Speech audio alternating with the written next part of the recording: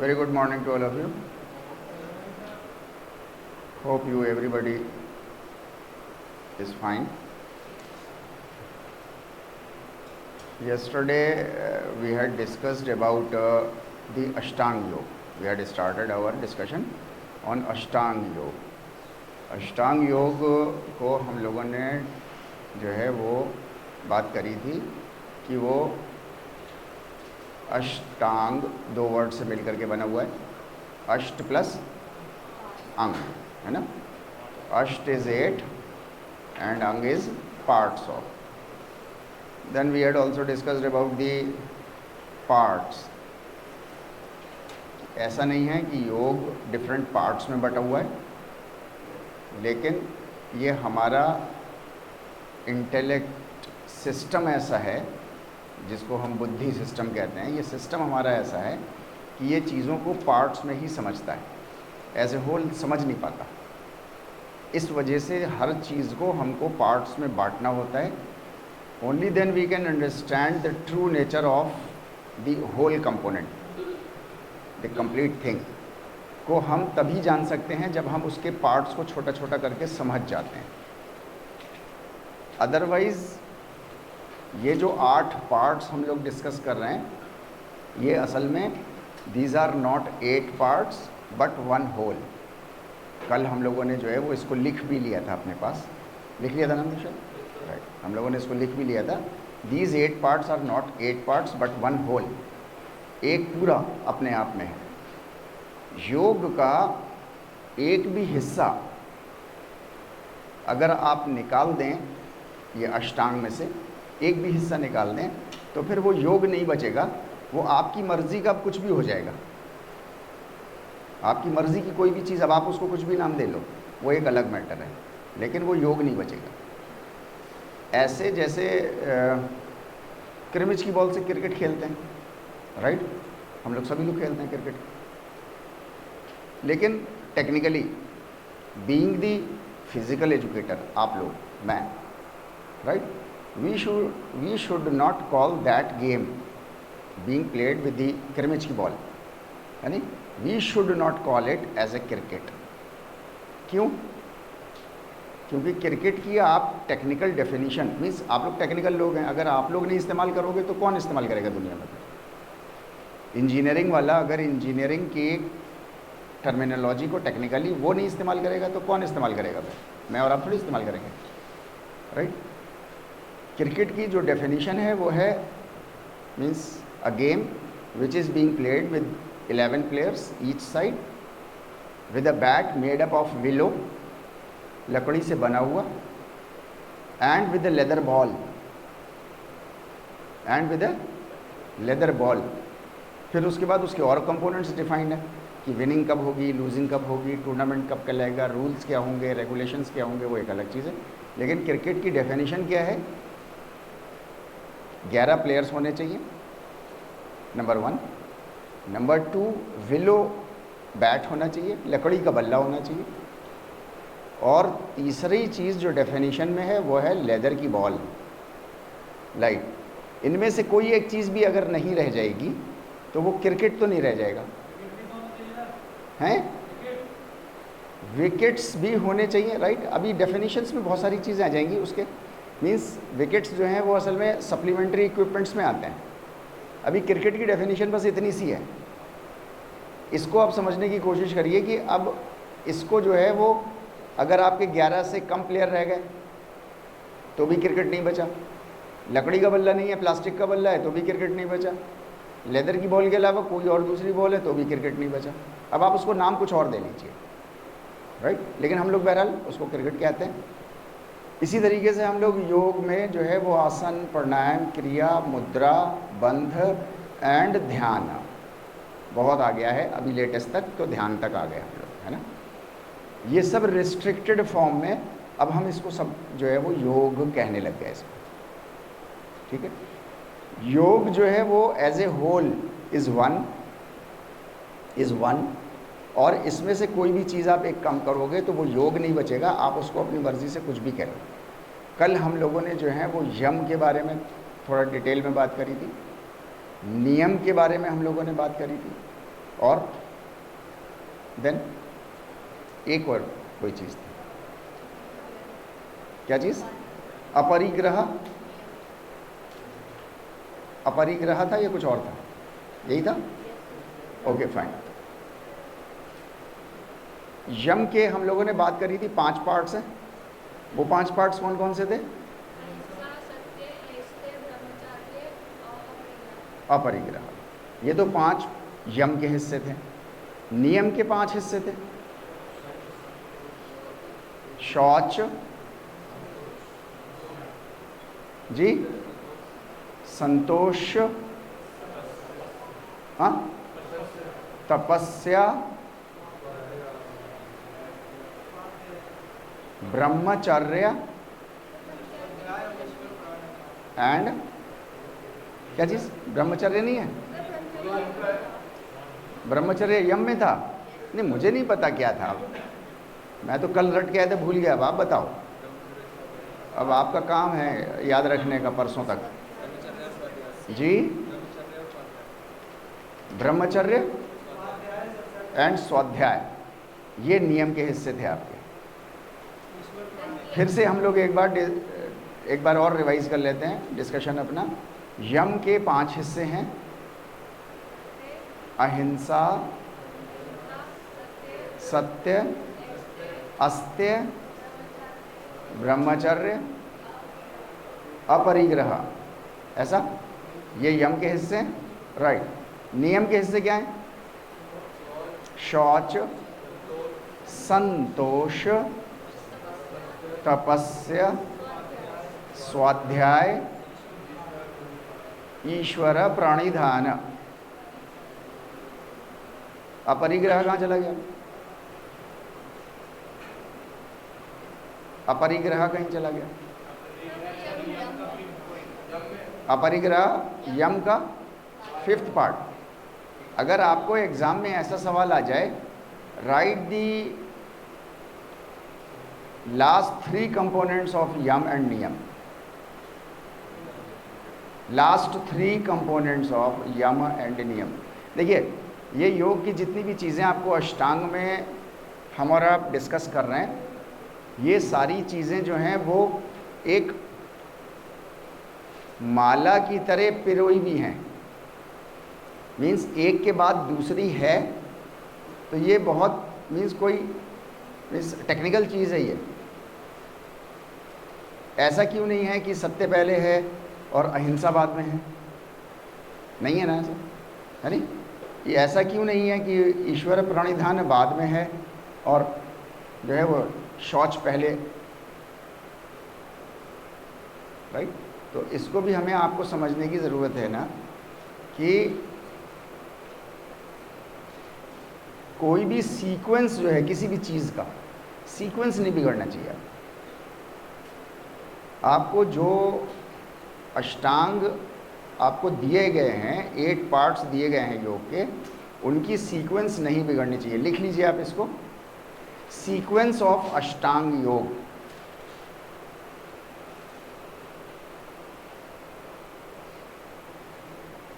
Sequence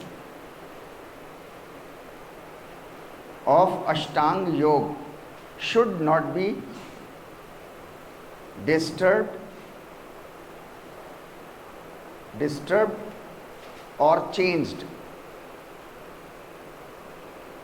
including its every ang, that is parts.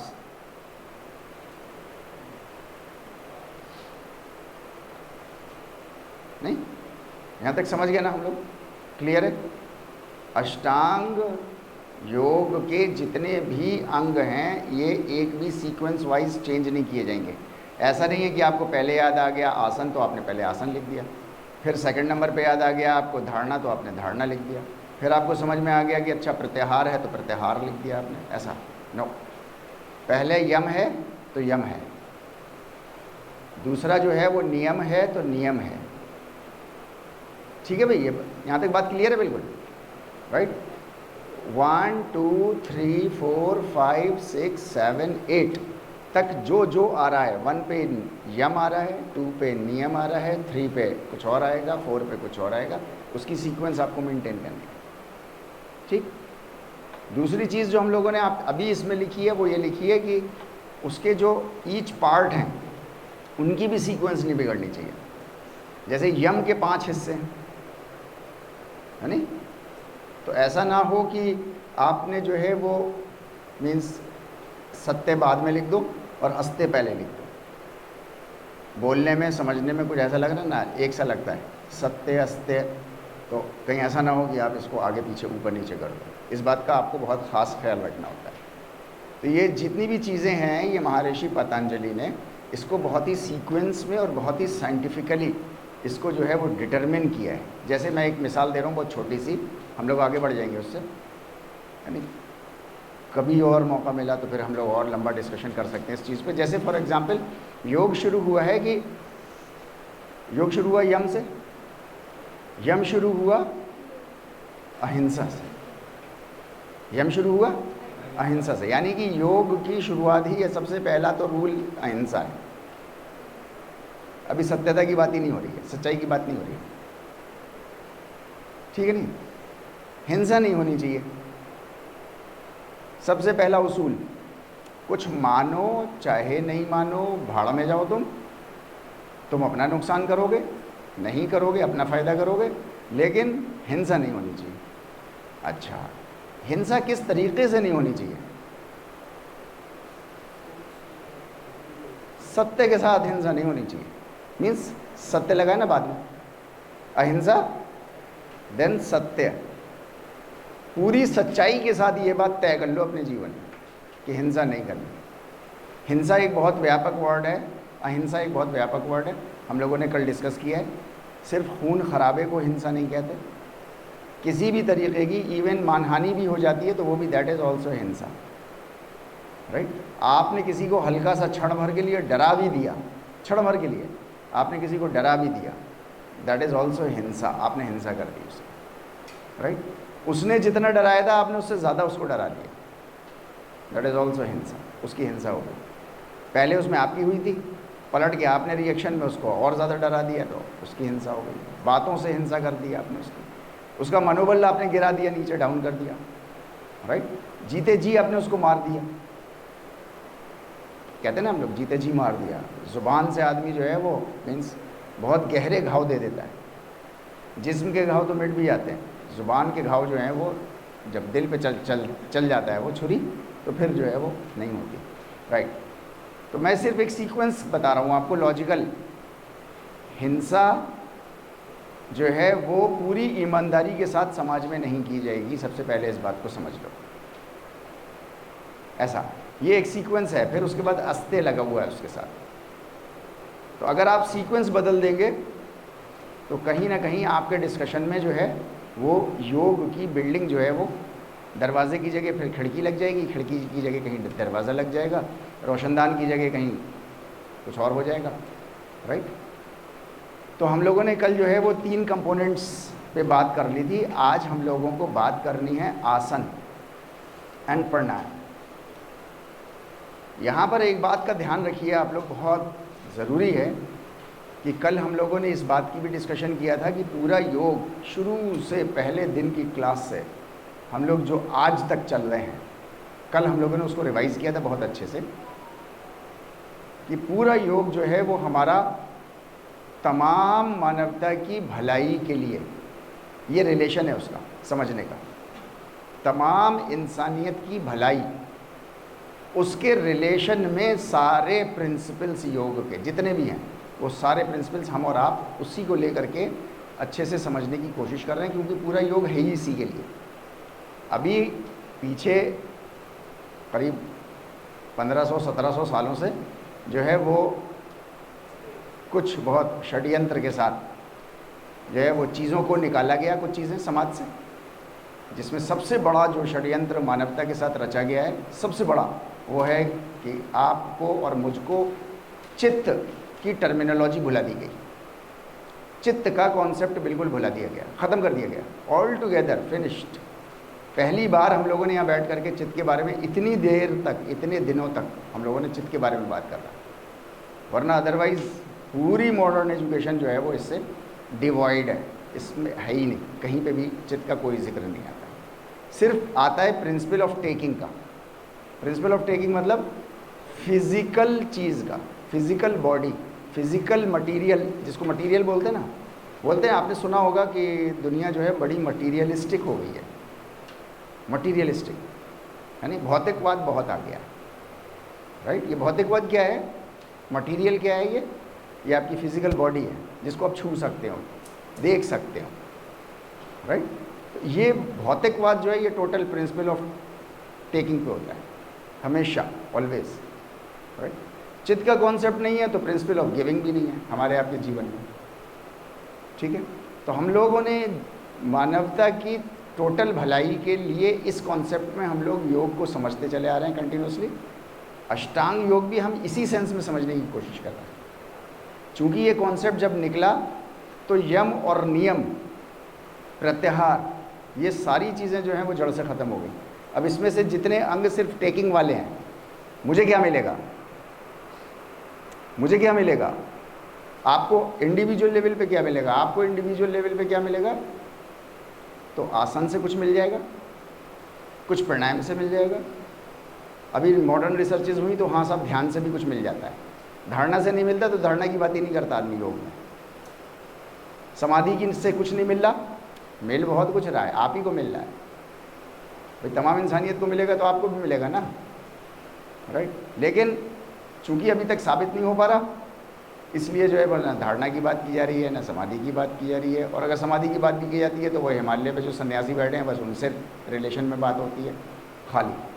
आज हम लोग जो हैं वो आसन के बारे में बात करेंगे। आसन, आसन कहते हैं, यहाँ पे जो मैंने मीनिंग लिखा हुआ है, असल में मैंने आपसे बोला था कि यहाँ पे जितनी भी चीज़ें आपको ऐसे करके दिखाऊंगा डेफिनेशन में, तो वो चीज़ें दिखाऊंगा जो ट्रेडिशनली चल रही हैं, जो आपने सुनी हैं, आपने पढ़ी हैं, आप कहीं भी किताब में पढ़ लोगे। ओरिजिनल जो मीनिंग होगा वो हम और आप डिस्कस करेंगे। जैसे यहाँ पर क्या लिखा हुआ है, पढ़ो आप इसको, to sit with straight spine, right. मतलब किसी एक जगह स्ट्रेट स्पाइन के साथ बैठना, राइट। जबकि आसन का मतलब ये चल पड़ा है समाज में, ये ऐसे ही चल पड़ा है जैसे आटा पिसाने जा रहे हैं चल पड़ा है, राइट। ये चल पड़ा है। टू सिट नहीं, आसन का मतलब होता है किसी एक जगह स्थापित, कहीं पे भी आसन, यानी टू सिट नहीं, बैठना नहीं, to remain with straight spine. अभी अब देखो दोनों में कितना फ़र्क है। हायर एजुकेशन आपको मीन्स सोचने पे मजबूर करती है, ट्रेडिशनली नहीं। जो चल रहा है समाज में वो तो आप बाहर छोड़ के आए हो। जब क्लासरूम में बैठते हैं हायर एजुकेशन में, तो इसका वन ऑफ द ऑब्जेक्टिव्स होता है कि बाहर की दुनिया जो कुछ भी सीख के आए हैं आप थोड़ी देर को उसको बाहर रख के आओ, राइट। यहाँ बैठो और उस पर मंथन करो।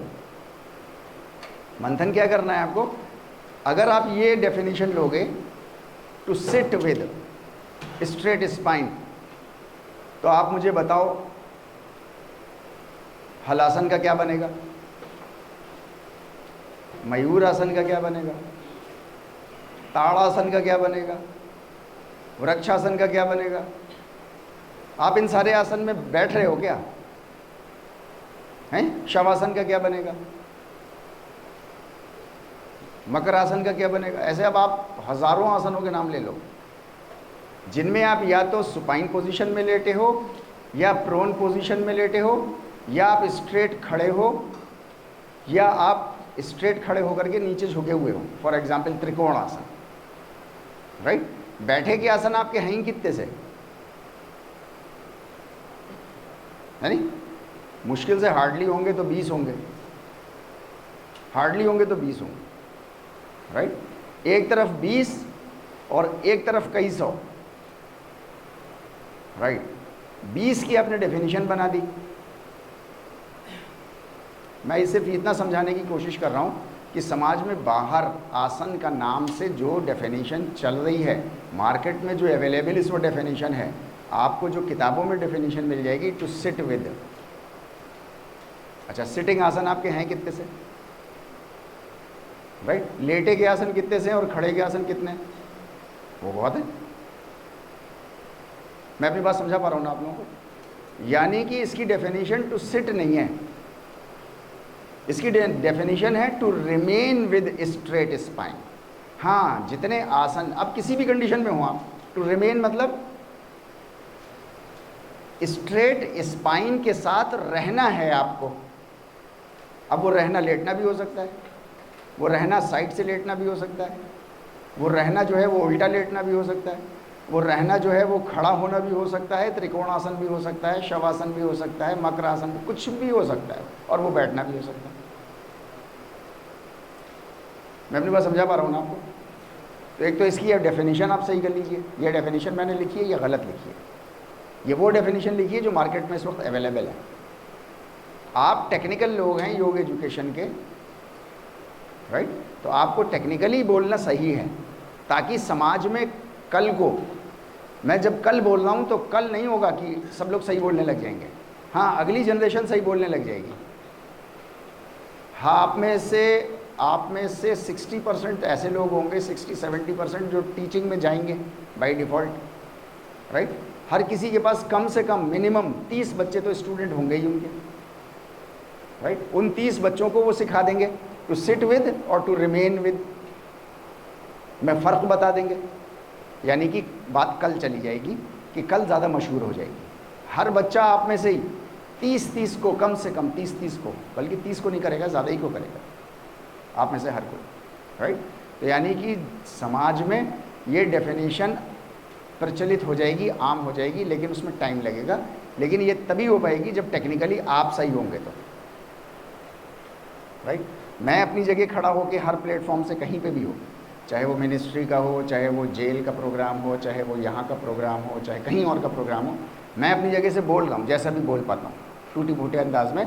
आप मुझसे अच्छे अंदाज में बोल सकते हो, because you people are smarter than me, right? और आपको ज़्यादा पॉपुलेशन मिलने वाली है, आप ज़्यादा इंटरेक्शन कर लोगे, आपको सोशल मीडिया ज़्यादा इस्तेमाल करनी आती है, मुझे उतनी नहीं आती है, राइट? आप ज़्यादा इम्प्रेसिव तरीके से चीज़ों को बता सकते हो समाज को। तो ये बात आप बिल्कुल अपने गांठ बांध लो, to sit with straight spine is wrong and limited definition, limited 20-25 आसनों के लिए बस, to sit with and to remain with ये सबके लिए। आप चाहे 84 लाख आसन ले आओ, जो कि कहा जाता है भारतीय संस्कृति में 84 लाख आसन है, तो 84 लाख के लिए सही है नहीं? हालांकि 84 लाख आसनों का कोई नाम नहीं बता पाया आज तक, लेकिन चलो मान लेते हैं, कह रहा है कोई आदमी, तो कोई भी XYZ, है ना? ये मेरा अपना एक बनाया हुआ सिद्धांत है, लॉजिकल है, यानी कॉमन सेंस बेस्ड है। आपको किसी ने कोई चीज़ क्लेम करी, आपके पास उसको मना करने का, रिफ्यूट करने का कोई और मतलब सबूत के तौर पे आपके पास कुछ है ही नहीं, तो आप उसकी बात को एक्सेप्ट कर लो जब तक चल रही है वो बात। जब आपके पास कल को सबूत आ जाए उसकी बात को मना करने का, खारिज करने का, काटने का, तो आप काट देना उसकी बात को। अब किसी ने कहा आपसे 84 लाख आसन होते हैं, तो हो सकता है होते हों, राइट? एक बार मैंने लिखने की कोशिश की और 5 महीने लगाए, अपने जीवन के बड़े बर्बाद किए हैं मैंने, ऐसे चीज़ें, तभी मैं सीख पाया हूँ इन चीज़ों को, राइट? 5 महीने, अराउंड 5 महीने लग गए। मैं हार्डली जो है वो 1100 साढ़े 1100 आसनों तक पहुँच पाया। अच्छा, अब 84 लाख ऐसे ही हो सकते हैं, बस कैसे हो सकते हैं आप थोड़ा सा अंदाज़ा करो, कैसे हो सकते हैं? तो ऐसे ही हो सकते हैं कि इस वक्त मैं एक आसन में हूँ या नहीं हूँ? इस वक्त एक आसन में हूँ, अभी ये हाथ मेरा ऐसा है, एक आसन है, अभी ऐसा हो गया तो अब दूसरा आसन हो गया, तभी हो सकते हैं 84 लाख। अभी ऐसा है, अभी ऐसा हो गया, दूसरा आसन हो गया, अभी मैंने ऐसा कर लिया, एक और आसन हो गया। 84 लाख ऐसे तो हो सकते हैं। एक वक्त को मैंने सोचा भी कि चलो यार तारिक साहब करते हैं, बनाते हैं, बॉडी जो है वो कितने मूवमेंट कर सकती है। अच्छा, मैं थोड़ी देर में ही घबरा गया आप भी घबरा जाओगे। वो इसलिए कि अभी आसन ऐसा है, एक आसन है, फिर ये ऐसा हो गया, ठीक है नहीं। अच्छा, अभी तो यहाँ हाथ है ना 90 डिग्री पे, अभी ये 95 पे चला जाए ऊपर, तो फिर आसन दूसरा हो गया, ठीक है ना भाई। तो ऐसा कर लो, अब ऐसे कर लो तो फिर दूसरा आसन हो गया। तो मैंने कहा भाई इसमें तो मैं परेशान हो जाऊंगा, नहीं कर सकते, इम्पॉसिबल है मेरे लिए, तो इम्पॉसिबल है। आप भी मत करिएगा, कोई फ़ायदा होगा नहीं इसका, है ना। लेकिन बहरहाल हठ योग प्रादीपिका नाम लिख लीजिए, एक किताब का नाम है। हठ, हा और ठा, ठा से ठठेरा, ठा से ठठेरा, हठ योग, हठ योग प्रदीपिका, प्रदीपिका,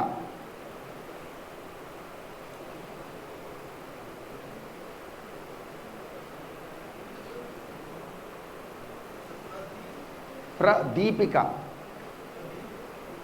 प्रदीपिका। दीपिका तो नाम सुना ही होगा आप लोगों ने, है ना, फीमेल नाम है प्रदीपिका, दीपिका, और प्र आप उसमें लगा दिए, राइट। हठ योग प्रादीपिका, ये भारतीय संस्कृति की पहली किताब है। This is the very first mentioned book in history. This is the very first mentioned book in history which describes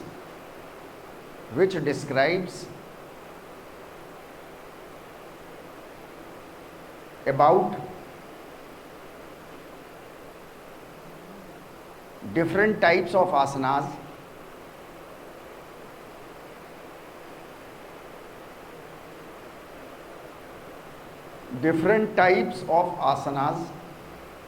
pranayams,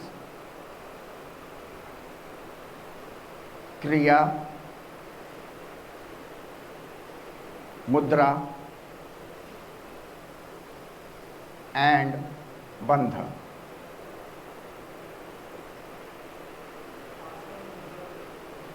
जी, आसन और मुद्रा एक ही है? नहीं, राइट।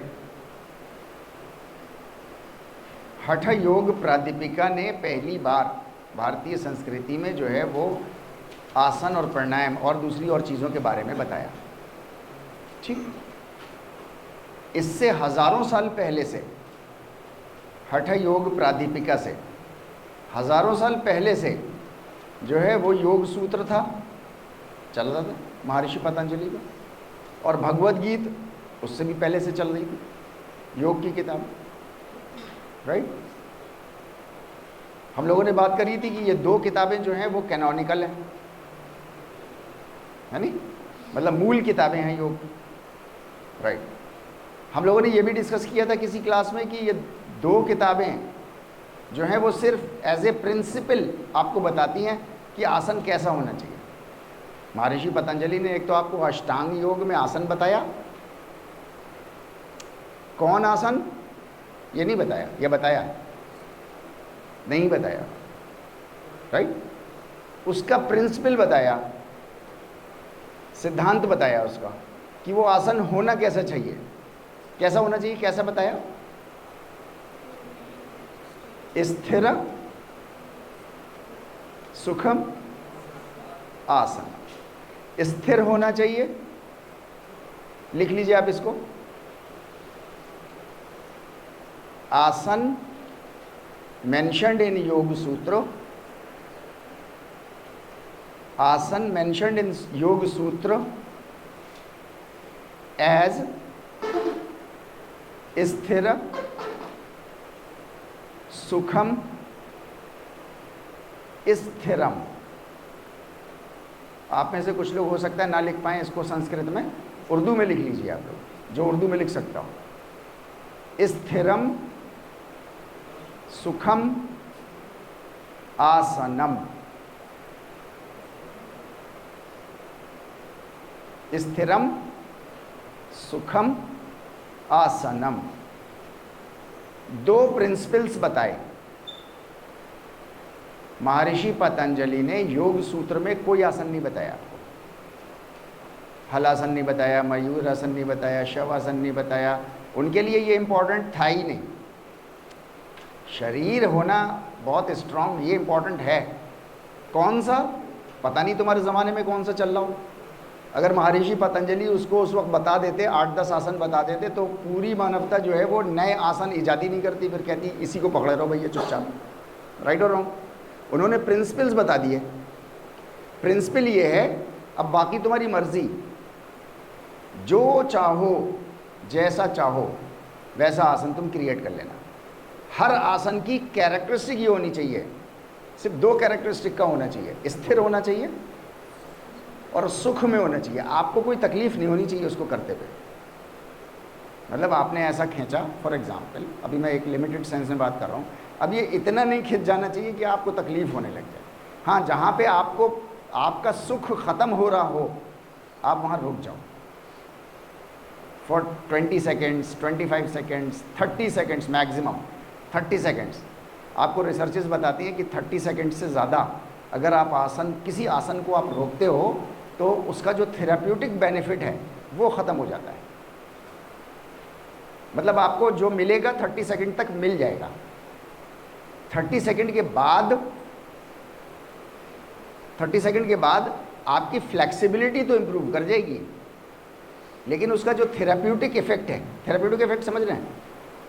मीन्स आपकी जो कुछ माल फंक्शनिंग हो गई थी, वो जो माल फंक्शनिंग आपकी दूर होनी थी, वो अप टू 30 सेकेंड्स, 20 से 30 सेकेंड्स तक हो जाती है। अच्छा, अगर आप थेराप्यूटिक पॉइंट ऑफ व्यू से आसन कर रहे हो, मतलब अपनी फिटनेस के लिए कर रहे हो, ठीक ठाक सी आपकी एवरेज आपकी फ्लेक्सिबिलिटी अगर है और आप थेराप्यूटिक पॉइंट ऑफ व्यू से आसन कर रहे हो, तो अगर 30 सेकेंड से ज़्यादा कर रहे हो तो you are wasting your time. भाई, या तो आपको कोई ऐसे जिम्नास्टिक लेवल की आपको कोई फ्लेक्सिबिलिटी चाहिए हो जहाँ आपको 1.5 घंटे एक ही पोज में रहना हो, स्प्लिट लेग्स के साथ। अब आप बैठे हैं और 1.5 घंटा बैठे हुए, तो ये तो एथलीट्स, बैले डांसर्स, अब ये इस तरीके के लोग अगर वो बैठे हैं तो अपनी वो उनको थेराप्यूटिक नहीं चाहिए, उनको जो है वो ओवरऑल मोटर कंपोनेंट डेवलप करना है अपना। इसलिए वो long sitting in stretched position बैठे हुए हैं। लेकिन आपको थेराप्यूटिक बैठना है तो not more than 30 seconds, right. वो 30 सेकेंड्स आपका स्थिर होना चाहिए, मतलब to and fro, up and down, है ना, हल्का हल्का, जर्किंग, नो जर्किंग, स्थिर। और इस लेवल तक स्ट्रेच करना है जहाँ पे आपका सुख ख़त्म ना हो। जहाँ तकलीफ़ शुरू हो जाए, तकलीफ़ से एक स्टेशन पहले ही रोक लीजिए और 20-30 सेकेंड तक रखिए। 40 दिन के बाद आपका वो जो क्या कहते हैं उसको, वो जो तकलीफ़ वाला जोन था वो और आगे बढ़ चुका होगा, आगे बढ़ जाएगा, यानी कि आपकी फ्लेक्सिबिलिटी 40 दिन बाद और ज़्यादा इम्प्रूव कर जाएगी, राइट। तो इस बात का ध्यान रखना है। महर्षि पतंजलि ने आपको किसी आसन के बारे में नहीं बताया, ये बात बहुत इंपॉर्टेंट है। उन्होंने प्रिंसिपल बताए हैं, योग सूत्र के अंदर उन्होंने प्रिंसिपल्स बताए हैं। उन्होंने ये नहीं बताया कि आपका जीवन में आप क्या क्या करो। अगर ये बता देते कि किस घर में रहो, कैसे पढ़ो, तो फिर आप ऐसी बिल्डिंग में नहीं बैठ पाते, राइट और रॉन्ग? वो उन्होंने ज़माने पे छोड़ दिया। जिसका जैसा ज़माना हो जाए, जैसे ज़माने में डेवलप हो जाए वैसे ज़माने में कर लेना, लेकिन ये बेसिक उसूल अपने जीवन के, अपनी सोसाइटी के मत तोड़ना। क्या? अहिंसा, मतलब हिंसा नहीं होनी चाहिए, बस ये प्रिंसिपल है। अब इसके लिए रूल्स रेगुलेशंस अपने ज़माने के हिसाब से आप बना लेना, अपने देश काल समय के हिसाब से आप बना लेना इसको, राइट। अपरिग्रह होना है, अस्तेय होना है, तो ये सारी चीज़ें जो हैं वो प्रिंसिपल्स बता दी है। इसी तरीके से उन्होंने आसन के आपको प्रिंसिपल्स बता दिए और 2 प्रिंसिपल बताए और 2 प्रिंसिपल बता करके आपको छोड़ दिया, क्योंकि हर इंसान फ्रीडम में पैदा हुआ है ना। उन्होंने बांधा नहीं अपने से, उन्होंने कहा छुट्टी है तुम्हारी, अपनी मर्जी से तुम ईजाद कर लेना। 2 प्रिंसिपल बता दिए, क्या क्या? एक स्थिर और एक सुख अवस्था, बस बात खत्म। ओके, क्यों नहीं बताया इन्होंने कोई आसन? एक तो ज़माने के हिसाब से आप कर लेना, अपने जैसे चाहो वैसे कर लेना, सबकी कंडीशंस अलग अलग होंगी, मौसम के लिहाज से आसन चेंज हो जाते हैं। आज की डेट में आप जो है वो शीतली और शीतकारी आप करते हो आज की डेट में, राइट? क्या जनवरी के पहले हफ्ते में भी आप शीतली और शीतकारी कर रहे होगे? दांत टूट जाएंगे आपके, फेफड़ों में गलन पैदा हो जाएगी अगर आप कर मत लेना कभी, ठीक है नहीं? तो मैं ये कह रहा हूँ कि मौसम के लिहाज से, कंडीशंस के लिहाज से, एनवायरनमेंट के लिहाज से, आपकी अपनी बीमारी के लिहाज से आसन प्राणायाम ये सब चेंज हो जाएंगे। महर्षि पतंजलि ने नहीं किया। भागवत गीत ने, योगेश्वर ने भी, जो वो योगियों का भी सबसे उच्च योगी है, yogi of the yogis Shri Krishna, उन्होंने भी आपको सिर्फ एक आसन दिया है। हालांकि वो तो बतेरे आसन दे सकते थे, आपने उनको देखा किसी आसन में बैठे हुए? मतलब वो आसन जिनमें, जो आसन के नाम से मशहूर हैं, वैसे तो वो ऐसे करके बैठे हुए हैं, तो ये भी आसन ही है। तो ये तो ऐसे तो सब लोग आसन में बैठे हुए हैं। इस कंडीशन को हम लोग कोई आसन नहीं समझते, वो एक अलग चीज़ है। लेकिन कोई जिसको आसन कहा जाता है योग में, हलासन, भद्रासन, बाल आसन, है ना, मंडूक आसन, ऐसे किसी आसन में नहीं। क्यों? क्योंकि उन्होंने बताया नहीं। उन्होंने भी सिर्फ एक आसन का प्रिंसिपल बताया, and this is very important. भारतीय संस्कृति में सिर्फ एक आसन का एक प्रिंसिपल बताया उन्होंने, राइट? वो प्रिंसिपल मैं आप लोगों से डिस्कस करूंगा। भगवत गीत के अंदर उन्होंने जो है वो आपसे डिस्कस किया, समम काया शिरो ग्रीवम धारन न चलम स्थिरा, संप्रेक्ष नासिकाग्रम स्वम दिशश्च नवलोकय। सिर्फ एक पूरी भगवत गीत में 700 श्लोकाज हैं, याद रख लीजिएगा आप लोग। 700 में से सिर्फ एक आसन का प्रिंसिपल बताया गया है। समम, आज मैं भेज दूंगा आपको इसको। समम काया शिरो ग्रीवम धारण न चलम स्थिरा। समम कहते हैं एक सा, काया जिसको आप आज थोरैक्स के नाम से कहते हो, समम काया, थोरैक्स स्ट्रेट, वही आसन है नी, रिमेन विद स्ट्रेट, रीढ़ की हड्डी, राइट? समम काया शिरो, सिर, शिरो, राइट? समम काया शिरो यानी कि आपका काया, थोरैक्स, और आपका सिर, और ग्रीव, ग्रीव कहते हैं गर्दन को, जिसको आप गर्दन बोलते हो, ग्रीव, गर्दन, राइट? समम काया शिरो ग्रीव, राइट? ये 3 बॉडी पार्ट्स का नाम लिया योगेश्वर ने और कहा कि थोरैक्स, सिर और गर्दन एक स्ट्रेट उसमें रखना, समम भाव से रखना, स्ट्रेट। समम काया शिरो ग्रीवम धारण, धारण कर लेना, इसको धारण समझ लेना, मतलब उसमें चले जाना, बी इन दैट पोजीशन जहां पर आपका थोरैक्स, आपकी गर्दन और आपका सिर एक स्ट्रेट लाइन में हो जाए, स्थिरम, और स्थिर हो जाए वहां पर। महर्षि पतंजलि ने कहा है ना, स्थिरम, है नहीं, स्थिर हो जाए, स्थिरम। और फिर क्या कहा बाद में, लास्ट में क्या है? सबसे ऊपर वाला, सबसे लास्ट में क्या है नहीं, धारण अचलम। अचलम मतलब मूव नहीं करना, कहते हैं ना चल, अचल, चल कहते हैं मूवमेंट को, है नहीं, covering distance from one point to the another, चल। और चल का उल्टा अचल, not moving from any direction, not moving in any direction, यानी टू एंड फ्रो भी नहीं जाना। ए से बी से A, B A B A B A, ऐसा कुछ नहीं, राइट। तो समम काया शिरो ग्रीवम धारण अचलम और स्थिरम। Be in that position in which your thorax, your neck and your head is in a straight line, unmoving and स्थिर, बिल्कुल स्टेशनरी, विदाउट एनी मूवमेंट। ये तो पहला फेज बताया आपको योगेश्वर श्री कृष्ण। मैं इसका ट्रांसलेशन लिखा दूंगा आपको, वैसे आपको मिल जाएगा, इसमें दिक्कत नहीं है, राइट।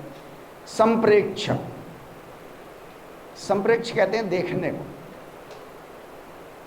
देखना और देखते रहना, ऐसा मेंटेन करना बॉडी और देखते रहना। संप्रेक्ष, नासिक, नाक, नाक की ओर देखते रहना, ऐसी धारण रखना बॉडी, नाक की ओर देखते रहना। अच्छा, नाक के किस पोर्शन पे देखें? अग्रम, सबसे जो इसका टॉप पॉइंट है, सबसे आगे का जो पॉइंट है।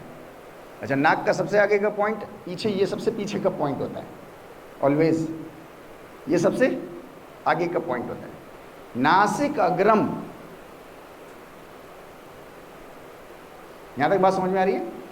देखते रहना नाक के अग्रभाग पर। अच्छा, अब ये नाक का अग्रभाग जो है वो आपका भी तो हो सकता है।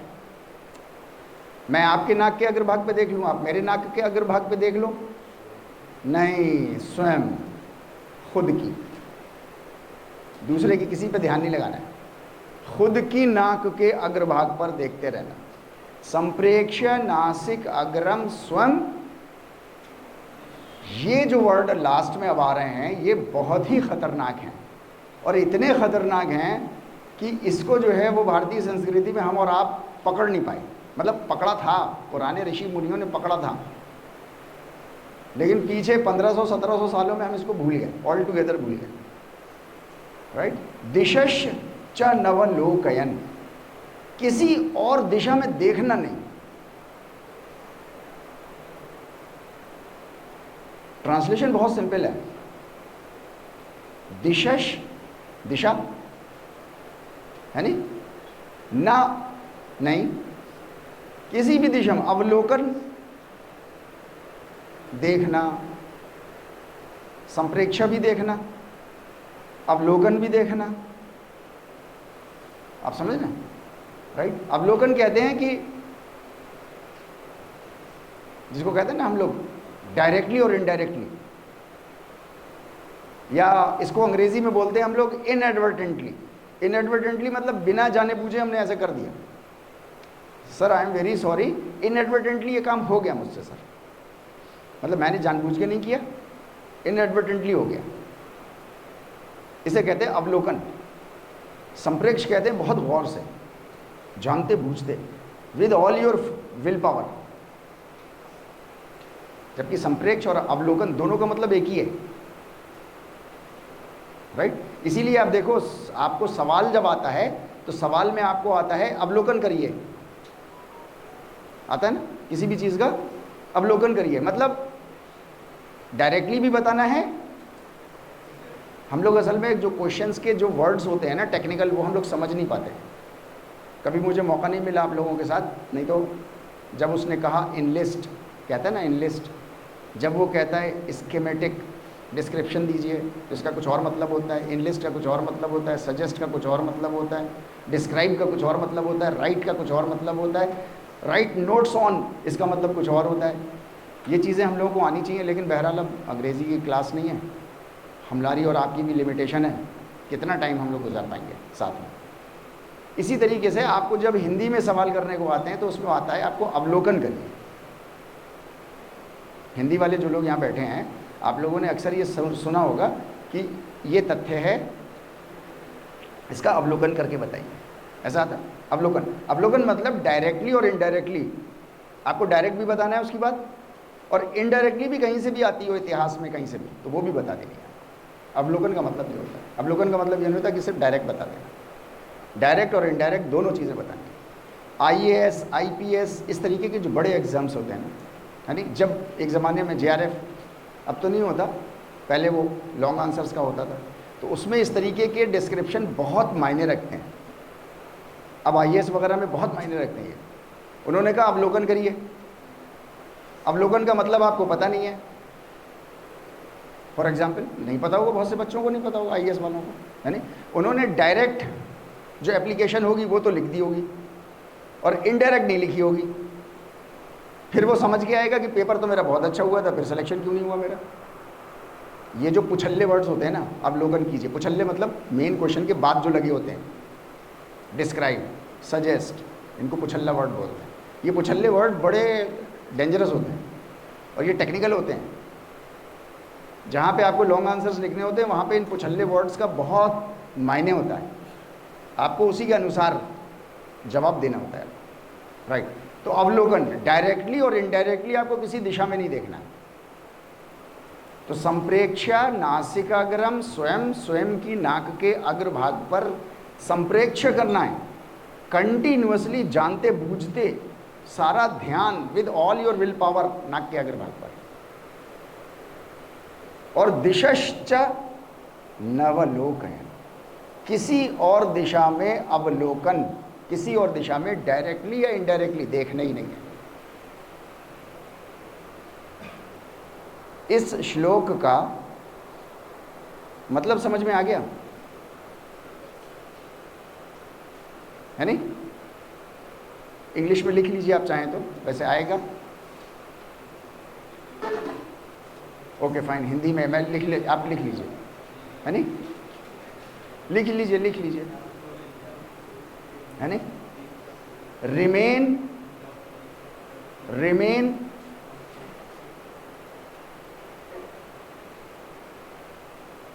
Remain steadfast, STEAD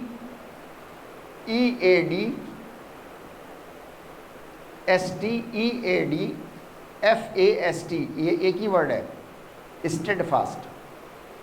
remain steadfast with your thorax,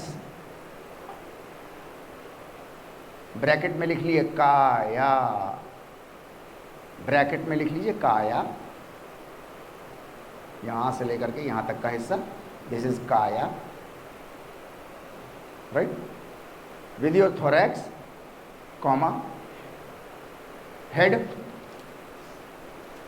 शेर, जिसको हम सिर बोलते हैं, शेर, ब्रैकेट में लिखिए, comma, and neck, and neck, ग्रीव, ब्रैकेट में लिख लिए ग्रीव। क्या लिखा आप लोगों ने?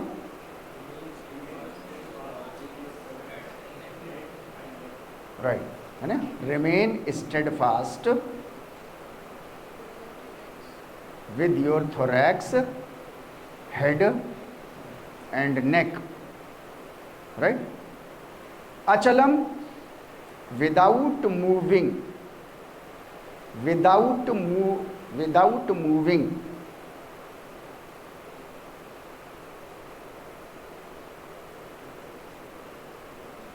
विदाउट मूविंग, ठीक है। स्थिर जो वर्ड है उसको हम लोगों ने पहले लेकर के आ गए, स्टेडफास्ट। स्टेडफास्ट मतलब एक ही जगह रुके रहना, पूरी चट्टान की मजबूती के साथ एक ही जगह खड़े रहना, एक ही जगह रिमेन। तो remain steadfast with your back, with your thorax, with your head, with your गर्दन, विदाउट मूविंग, ठीक है, हिलना डुलना नहीं है उसमें बिल्कुल। देन सेकंड लाइन लिखिए, संप्रेक्ष, सॉरी, है नहीं, look with all your intent, look with all your intent, look with all your intent, INTENT। ये इंटेंट जो वर्ड है ये वही वर्ड है जिससे हम लोग कहते हैं ना इंटेंशन, नियत, है नहीं। मेरा इंटेंशन ऐसा नहीं था, ये इनएडवर्टेंटली ऐसा हो गया मुझसे, समझ, फर्क बता पा रहा हूं ना मैं आपको, है ना? विद ऑल योर इंटेंट, पूरी नियत के साथ, संप्रेक्ष, है ना? Look where, at your own nose, नहीं sorry, at the front most part, at the front most part, at the front most, आगे का भी, आगे का सबसे आगे का हिस्सा ना आपका, front most part of your own nose, स्वयं, ऑफ योर ओन नोज, संप्रेक्ष नासिकाग्रम स्वयं दिशम, है नी, दिशश्च, without looking into any direction, without looking into any direction,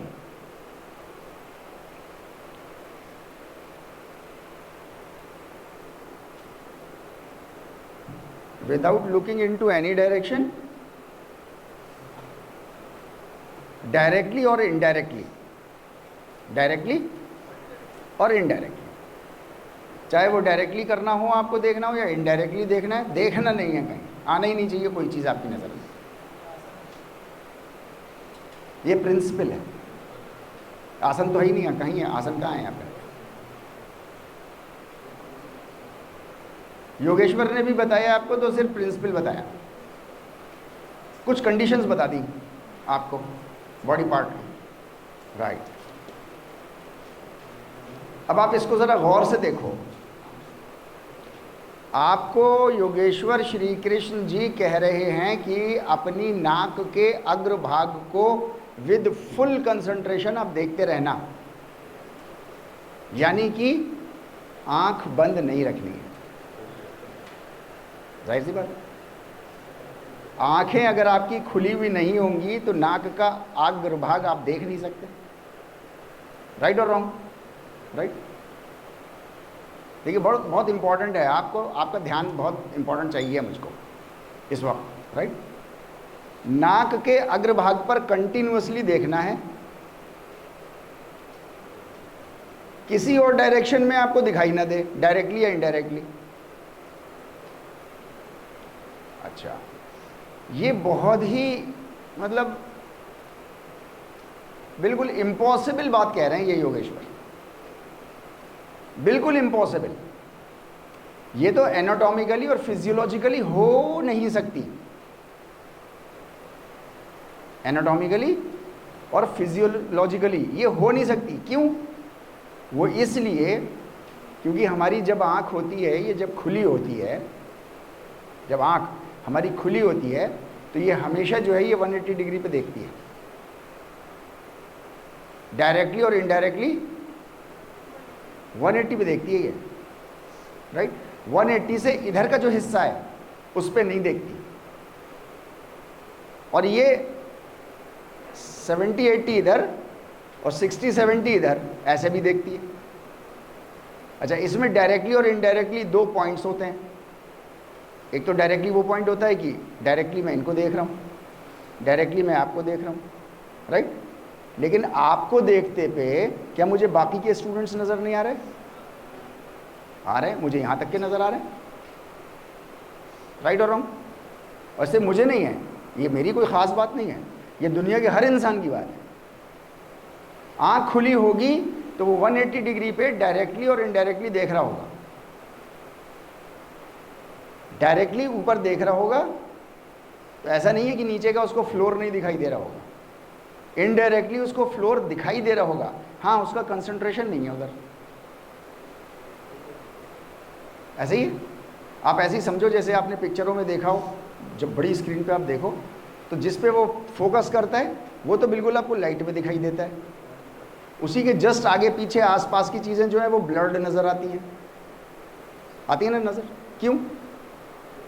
क्योंकि उधर फोकस नहीं है, यानी कि वो जो फोकस्ड है वो तो डायरेक्ट है,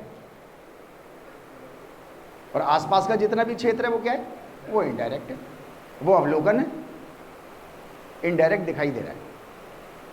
अब मैं इसको कह रहा हूं ये तो बहुत ही इम्पॉसिबल है, मतलब ये तो हो ही नहीं सकता कि आंख खुली हुई हो, आंख खुली हुई हो और हमको जो है वो अवलोकन ना हो रहा हो, मतलब मुमकिन ही नहीं है, संभव ही नहीं है। अब सवाल पैदा खड़ा हो गया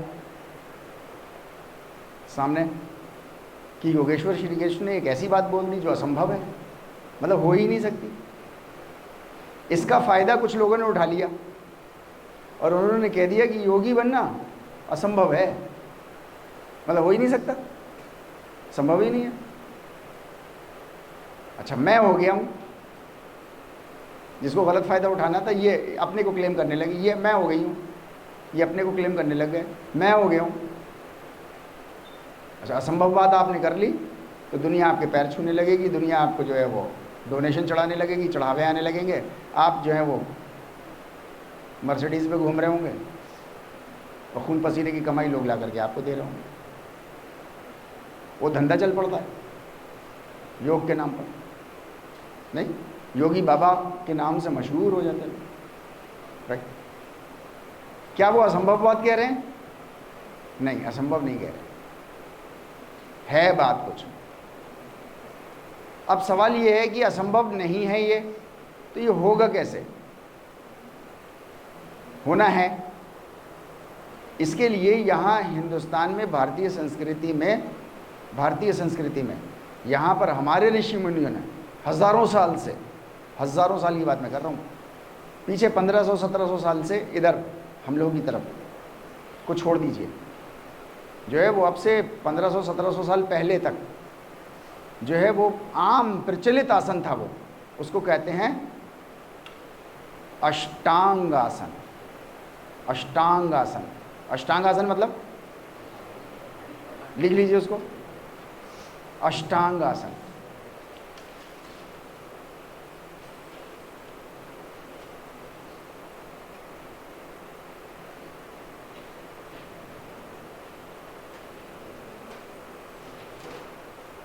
इसे कहते हैं अष्टांगासन। आसन विद 8 बॉडी पार्ट्स, आसन विद 8 बॉडी पार्ट्स।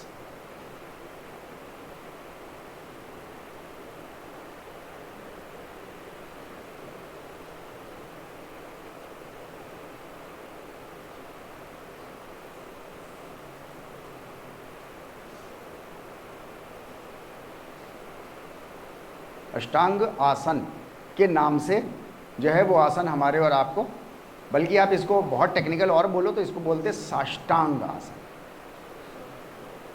अष्टांग आसन आपने एक रफ बोल लिया, साष्टांग आसन, साष्टांग। साष्टांग 3 वर्ड से मिलकर के बना हुआ है, सा प्लस अष्ट प्लस अंग। सह मतलब 7, विद 8 बॉडी पार्ट्स। ऐसा आसन जो स अष्ट आसन। 7 को क्या कहते हैं? सप्त। अष्ट नहीं कहते उसको, सप्त। यहाँ सप्त वर्ड है क्या? सप्त नहीं है नहीं, अष्ट अंग। स अष्ट अंग आसन, साष्टांग आसन।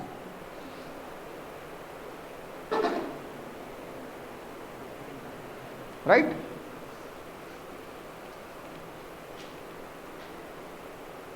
इस आसन को पहचानते हैं आप लोग? इसको मुस्लिम्स कहते हैं सजदा।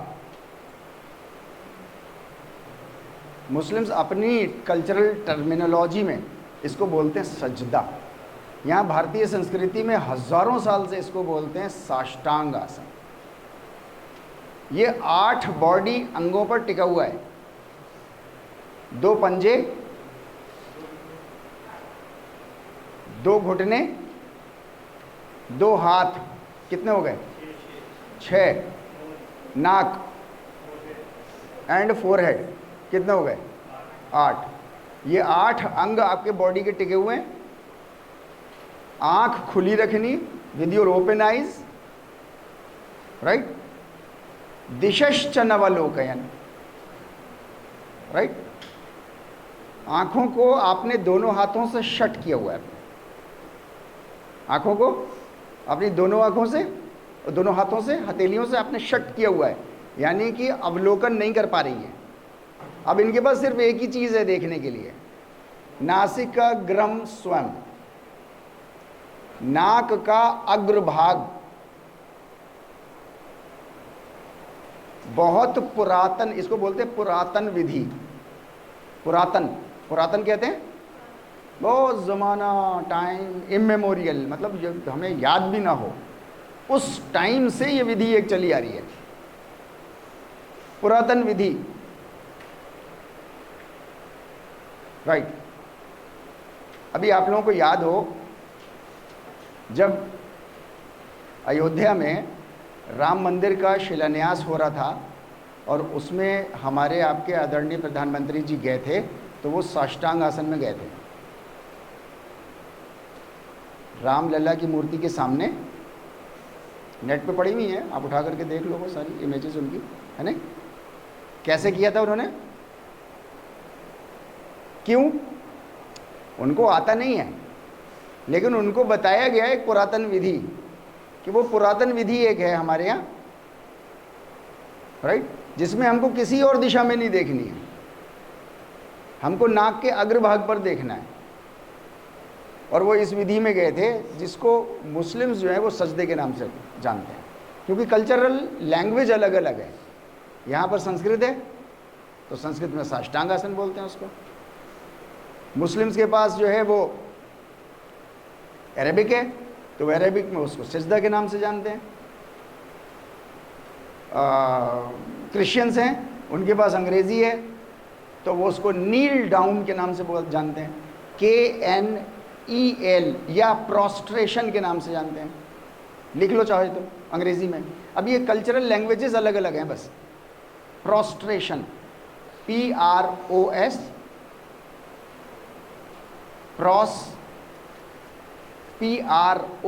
प्रोस्ट्रे, TRA, प्रोस्ट्रेशन, प्रोस्ट्रेशन मीन्स। अब ऐसी जापान में कुछ कहते होंगे, मुझे नहीं पता। चाइनीज़ भाषा, कल्चरल भाषा उनकी अलग है, वो कुछ और कहते होंगे इसमें, राइट।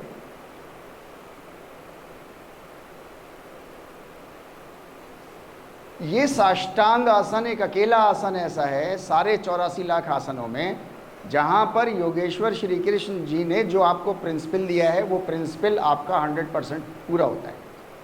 आपकी समम काया शिरो ग्रीवम धारण नचलम स्थिरा, स्थिर रहना है, हिलना डुलना नहीं है लगातार, अपसाइड डाउन, कुछ एक्सरसाइज फॉर्म बना लो इसकी, नहीं।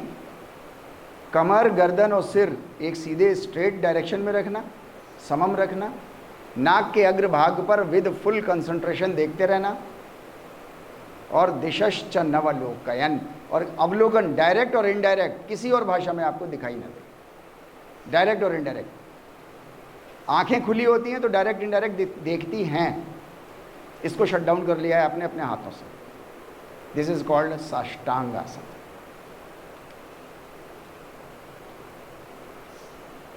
राइट। आज की डेट में साष्टांग आसन के नाम से आपको ये आसन मिलता है इंडियन कल्चर में, सुना होगा आप लोगों ने, ठीक है नहीं। साष्टांग आसन, ओके। इसमें भी 8 अंग लगे हुए हैं, 2 पैर, 2 घुटने, सीना, ठुड्डी, 2 हाथ, 8 अंग है। ये भी साष्टांग आसन है, वो भी साष्टांग आसन है, ये भी साष्टांग आसन है। लेकिन दोनों में एक बात का जमीन आसमान का फर्क है। क्या? दिशश्च नवलोकयन, वो पूरा नहीं हो रहा। दिशश्च नवलोकयन वाला ये आँख खुली हुई है। अच्छा, इसमें क्या करते हैं, मैंने कई योगियों से पूछा है जो लोग मीन्स एक्सपर्ट हैं इस चीज़ के, या सूर्य नमस्कार के जो लोग एक्सपर्ट हैं, उनसे मैंने पूछा तो वो कहते हैं आँख बंद रखनी चाहिए इसमें। अच्छा, अभी मेरी परसों एक साहब से बात हो रही थी, कर्नाटक में रहते हैं वो, उन्हीं का फ़ोन आया था, बल्कि उन्होंने यूट्यूब पे मेरे लेक्चर्स देखे होंगे। तो वो कह रहे थे कि मैं संस्कृत का मतलब आचार्य हूँ, डिग्री उनके पास, पीएचडी डिग्री उनके पास संस्कृत की है, और स्पेशलाइजेशन उनका योग है, स्पेशलाइजेशन उनका योग है। बहरहाल वो मतलब बहुत तारीफ़ के उसमें कह रहे थे कि साहब मतलब मैं हिंदुस्तान के सारे सिलेबस को जानता हूँ, क्योंकि इंडिया की सिलेबस कमेटी में मैं हूँ योग में, हायर एजुकेशन में, लोअर एजुकेशन सब में, कहीं पे वो मतलब जिस तरीके से आप बता रहे हो वो डेफिनेशन तो किसी उसमें कहीं पे भी नहीं है, किसी सिलेबस में नहीं है, ऑल ओवर इंडिया। और सिर्फ ऑल ओवर इंडिया नहीं, दुनिया की 15 कंट्रीज़ को मैं जानता हूँ, मैं विज़िट करता हूँ, वहाँ के सिलेबस में भी नहीं है। वो कह रहे हैं आपने कौन से सिलेबस से पढ़ा है? मैंने उनको सिर्फ छोटा सा एक ही सवाल दिया, मैंने कहा मुझे योगेश्वर श्री कृष्ण ने डायरेक्ट सिखाया है। कह रहे आप मेरे सामने होते तो मैं आपके चरणों छू लेता इसमें। मतलब आपने भारतीय संस्कृति की एक ऐसी बात बोल दी है जिसके सामने सारी बात ख़त्म है, मतलब नो मोर डिस्कशन, जिसको बोलते हैं ना हम अंग्रेजी में, no more discussion at all, right. मैंने कहा ऊपर वाले जिसको जो आशीर्वाद दे दे बस वो है मेरे पास। मैंने कहा इसमें कोई गलत हो तो आप मुझे बता दीजिएगा प्लीज़। तो कह रहे हैं अभी तक जितना भी सुना है तो मेरे रोम रोम खड़े हो जाते हैं, पेट में गुल्ले से फूटने लगते हैं, लेकिन अभी तक आपने कोई गलत बात नहीं बोली है। अभी तक 3 वो योग एजुकेशन के जो लेक्चर्स हैं ना, वो 3 सीरीज़ तीन देख चुके हैं उसके। आगे कह रहे हैं होगा तो मैं बताऊँगा आपको। तो मैंने दिल में सोचा, मैंने कहा ये योगेश्वर ने डायरेक्ट सिखाया है, ऊपर वाले ने डायरेक्ट सिखाया है, तो गलत तो होगा नहीं। कह रहे हैं आप पहले इंसान हो जिसने योग को कहा है कि जब से सृष्टि उत्पन्न हुई है तब से योग है। कह रहे हैं आप पहले हो, वरना बहुत आदमी बहुत पुराना ले जाता है तो कहता है वो क्या, कहाँ पे, वेदों में है, बहुत ले जाता है तो सिर्फ वो इंसानों से जोड़ता है। आपने जो है वो प्रकृति से जोड़ा है। कह रहे ये तो किसी सिलेबस में नहीं है। मैंने कहा नहीं है, लेकिन आप डालिए इसको। भाई मेरी पावर नहीं है वहाँ तक सिलेबस के पॉइंट ऑफ व्यू से, आपकी है। मैंने कहा यहाँ हमारी सिलेबस में मेरी पावर थी, मैंने अपनी पावर इस्तेमाल की है, यहाँ पे है। कह रहे हैं वो सिलेबस भेज दिएगा। बहरहाल वो सिलेबस हम भेज देंगे। इसमें जो है वो एक बात मैंने उनसे डिस्कस की, मैंने कहा उसमें आंखें बंद, कह रहे हैं हाँ उसमें आंखें बंद करनी चाहिए। मैंने कहा क्यों? योगेश्वर ने तो ये कहा है कि आँख खुली होनी चाहिए नाक के अग्रभाग पर देखने। कह रहे हैं वो मुमकिन ही, संभव ही नहीं है, तो संभव ही नहीं है, हो ही नहीं सकता। तो मैंने कहा फिर ये आसन क्यों है? इसका भी वो आंसर नहीं दे पाए। ये आंसर यह है, ये भी है। क्यों है वो मैं आपको वजह बता देता हूँ उसको, बहुत इंटरेस्टिंग है। पुराने ज़माने में आपने तिलक विलक देखा है ना लगा हुआ, सब लोग लगाते हैं तिलक, भारतीय संस्कृति का बहुत अटूट अंग है नहीं तिलक लगाना। अच्छा, तिलक भी अलग अलग ढंग से लगता है, कोई ऐसा नहीं कि सिंपल एक ऐसा लगता। अलग अलग पंथ के लोग अलग अलग तरीके से लगाते हैं, कोई ऐसा लगाएगा, कोई गोल बिंदी लगाएगा, कोई ऐसा करके लगाएगा। मीन्स सबका अलग अलग लगाने का ढंग है कि वजह क्या है? हाँ, मतलब वो अलग अलग चीज़ है। वो चंदन भी होती है तो क्यों होती है, हल्दी होती है, चंदन होती है, चंदन होती है, हल्दी होती है क्यों? ये मुझे पहली बार समझ में आया जब मैं अमरनाथ यात्रा पे गया। असल में वहाँ जाइए, जा कर के देखिए, बड़ी पावरफुल चीज़ें हैं ऐसी जगहों पे, है नहीं। वहाँ जब मैं गया तो ये साष्टांग आसन में मेरा मतलब रहना, मतलब 2-2 घंटे, 2.5 घंटे उसमें रहना, ऊपर वाले से रह के रो करके मांगना, चीज़ों को समझ में आ जाए मेरे। बहुत सी चीज़ें नहीं समझ में आती, अभी भी नहीं समझ में आती बहुत सी चीज़ें मुझे योग की। मुझे आप समझा दीजिए, गलत तो नहीं है तो सही। अब ऊपर वाला समझाएगा, उसके लिए जाहिर सी बात है आपको, जैसे बच्चा माँ के सामने रोता है तो दूध मिलता है, वरना नहीं मिलेगा। बिना रोए कोई माँ दूध नहीं पिलाती। ऐसे ऊपर वाले भी बिना कोशिश किए आपको कुछ देगा नहीं, साफ बात। मतलब आप खाने की कोशिश ना करो और वो अपने हाथ से खिला दे ला के आपको, ऐसा होगा नहीं, पॉसिबल नहीं है। बहरहाल अब जब आप 1.5 घंटा, 2 घंटा, 3 घंटा जब आप साष्टांग आसन में पड़े रहोगे, आपका माथा जो है वो ज़मीन पे पड़ा रहेगा, तो आपको इस तरीके का निशान पड़ जाएगा। देखा है आपने? राइट। अभी गर्दन की चोट की वजह से ये हल्का पड़ गया है, क्योंकि गर्दन पे लोड पड़ता है ना इसका, और बहुत बुरा लोड पड़ता है। मतलब आप 10 मिनट करके देखो तो आपको समझ में आएगा। 10-15 मिनट बहुत लोड पड़ जाता है गर्दन में, राइट। अब ये लोड पड़ गया, उसकी वजह से ये निशान पड़ गए। सबका एनाटॉमिकल स्ट्रक्चर माथे का बिल्कुल डिफरेंट होता है, सबका। मेरा डिफरेंट है, आपका डिफरेंट है, आपका डिफरेंट है, आपका डिफरेंट, सबका। अच्छा, सबके चूंकि एनाटॉमिकल बोन्स की लोकेशन डिफरेंट है सबकी, तो सबके जो निशान पड़ेंगे वो डिफरेंट डिज़ाइन के पड़ेंगे। किसी के आपने देखा होगा ऐसे ही लंबा निशान पड़ता है, किसी के आपने देखा होगा ऐसे 3 करके पड़ जाएंगे, त्रिकोण उसमें पड़ जाएंगे, किसी का गोल उसमें पड़ जाएगा, राइट। अलग अलग डायरेक्शन, क्योंकि बोन्स के लोकेशन अलग अलग है सबका, राइट। पुराने ज़माने में ये तो याद रहा कि मेरे गुरु के ऐसा निशान पड़ता था, तो उस पंथ वाले ने वैसा निशान लगा लिया आपने। अच्छा, वो भूल गया, जो ओरिजिनल साष्टांग था वो भूल गया, तो वो निशान तो पढ़ नहीं रहे अब। लेकिन गुरु के ऐसे पढ़ता था, गुरु के माथे पे ऐसे लगा हुआ था, तो उसने ऐसे करके लगा लिया। अच्छा, गुरु भी चंदन लगाता था, गुरु भी चंदन लगाता था, गुरु भी हल्दी लगाता था, और वो ऐसे डायरेक्शन की लगाता था। अच्छा, वो चंदन क्यों लगाता था और हल्दी क्यों लगाता था, ये मुझे अमरनाथ यात्रा में समझ में आया, क्योंकि वहाँ पर मुझको सिर्फ चट्टान मिली और उसके अलावा कुछ मिला ही नहीं। अब मैं उसको सुबह बोलता हूँ, जिसको आप लोग रात बोलते होंगे, 3 बजे। अब मैं सुबह उठने वाला 3 बजे वाला आदमी और 2-2.5 घंटा ध्यान में रहने वाला आदमी साष्टांग आसन में, अब मैं चट्टान पे रहना पड़ा। तीसरे दिन मेरी खाल फट गई, फट जाएगी, करके देखो आप चट्टान पे, पत्थर पे। तीसरे दिन खाल फट गई, खून निकलने लगा, रिसने लगा। तो हम लोग जो हैं वो जहाँ पर रुके हुए थे, तो वहाँ पर सुबह में, अब जाहिर सी बात है वहाँ तो सुबह तो पुजारी लोग आते हैं सारे। अब वो पुजारी आए, वो बहुत मानते थे बेचारे, बहुत इज्जत करते थे।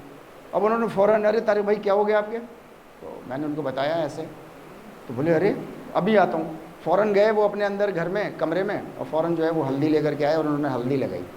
पहली बार मुझको समझ में आया कि ये हल्दी का लेप क्यों लगाया जाता है माथे पर।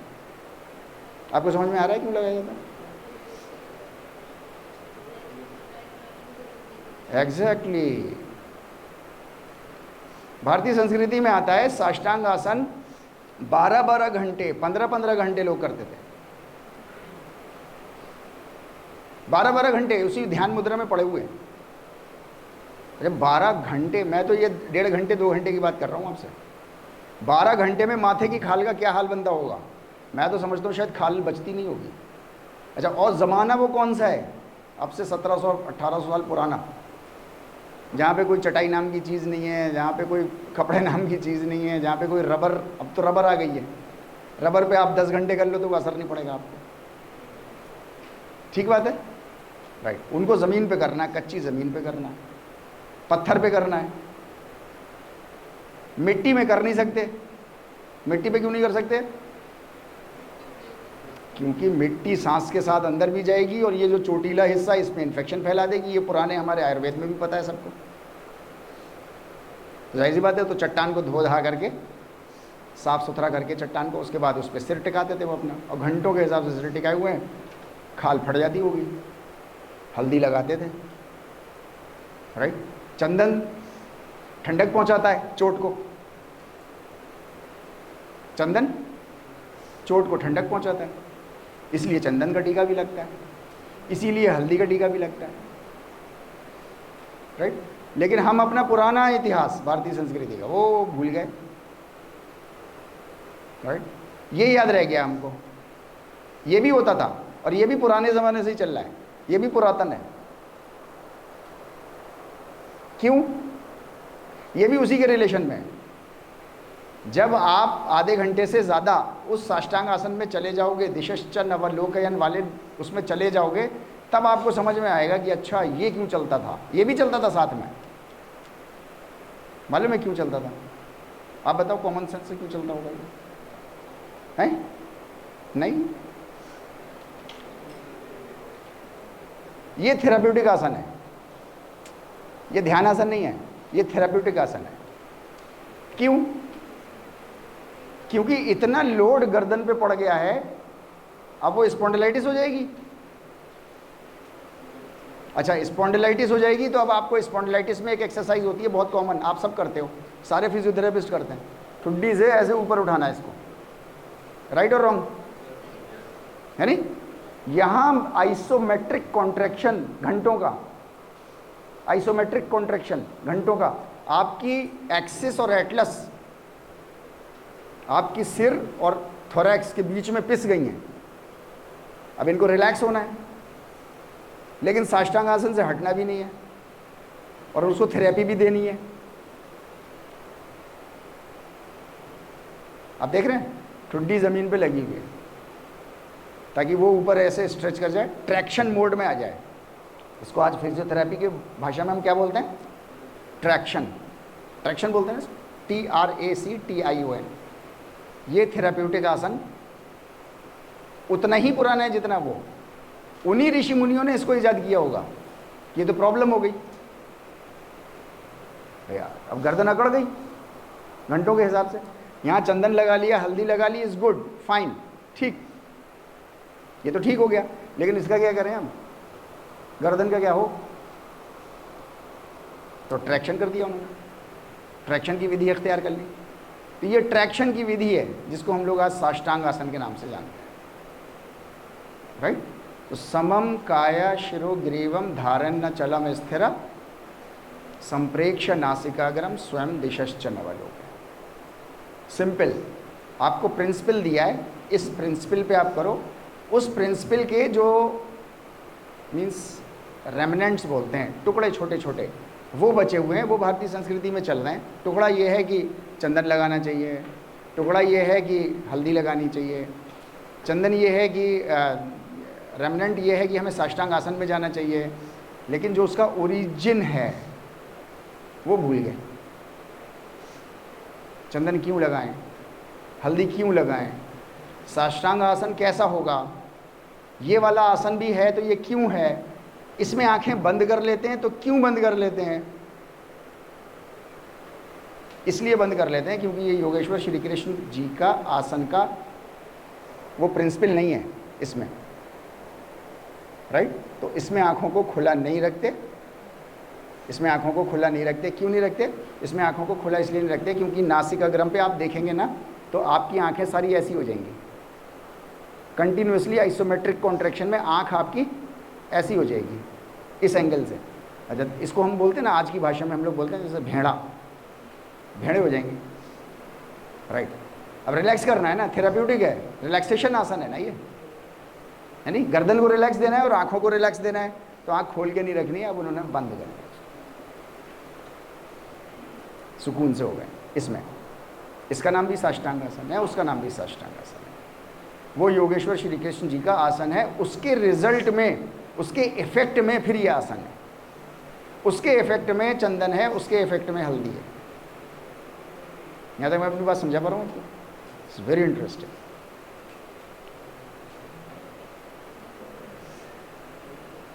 राइट। प्राणायाम,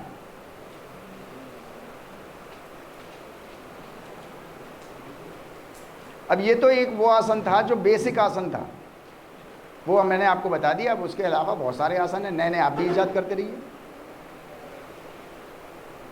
कोई बुरी बात नहीं है, आप नए आसन ईजाद कर लीजिए। नए आसन ईजाद करने को मना नहीं किया, ना योगेश्वर ने मना किया, ना महर्षि पतंजलि ने मना किया। और जिस चीज़ के लिए मना ही ना हो उसको खूब रिसर्च करके करना चाहिए उसको, तो समाज आगे बढ़ता है, उससे डेवलप होता है उससे। नाउ प्राणायाम,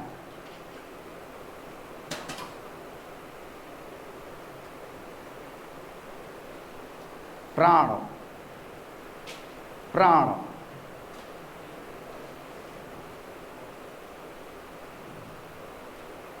यम, कंट्रोल। वो यम महाराज आ जाते हैं, आ जाते हैं ना यम महाराज।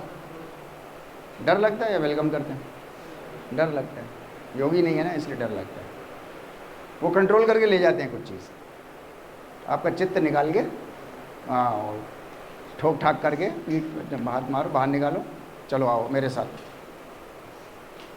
इसलिए उनका नाम है यम, यमदूत या यमराज कहते हैं ना उनको, यमराज, यमदूत, मीन्स कंट्रोल करके ले जाते वो आपको, भागने नहीं देते कहीं आपको, चारों तरफ से कंट्रोल कर लेते हैं, राइट। प्राणायाम, प्राण, अब अलग अलग अंदाज में आप इसको जो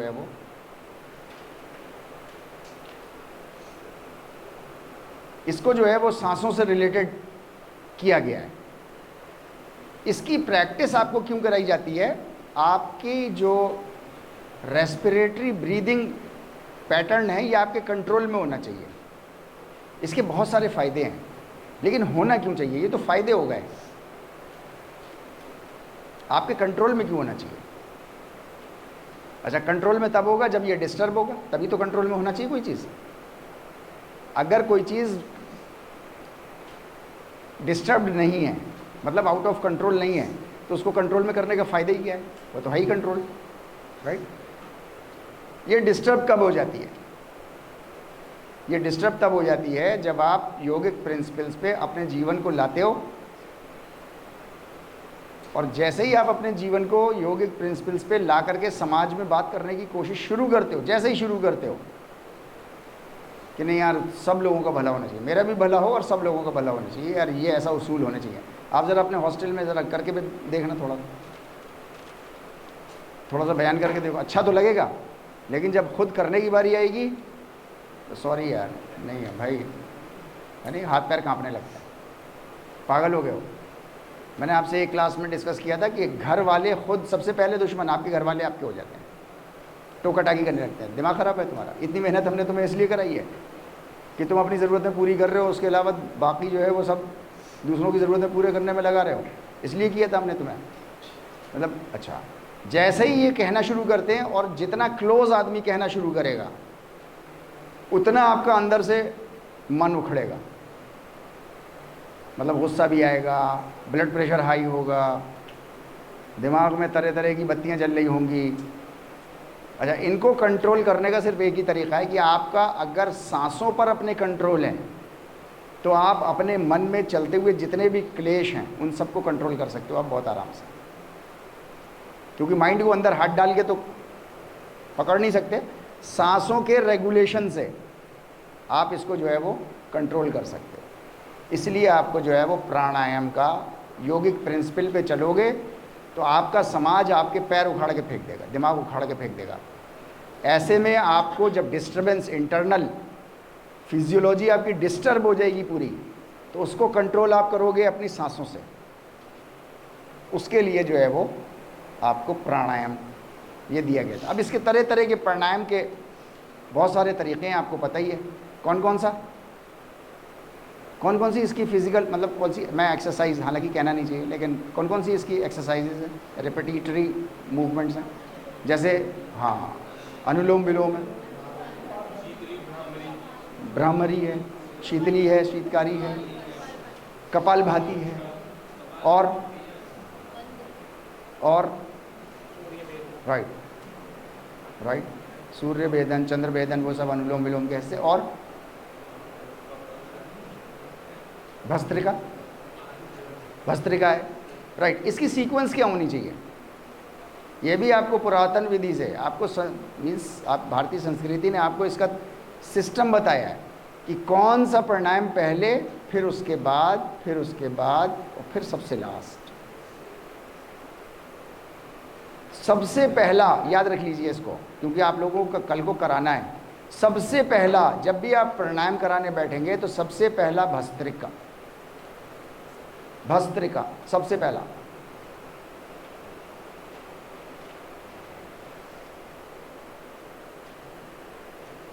अब भस्त्रिका को कराने के अलग अलग तरीके हैं।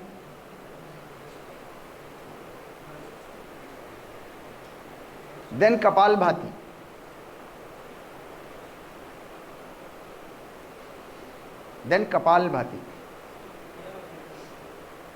अरे है क्रिया लेकिन काम तो उसी का है। देन आपका है अनुलोम विलोम, ब्रैकेट में लिख लिए इसको नाड़ी शोधन। हालांकि नाड़ी शोधन अलग होता है और अनुलोम विलोम अलग होते हैं, लेकिन आप इसको अभी वो मत करिए इसमें।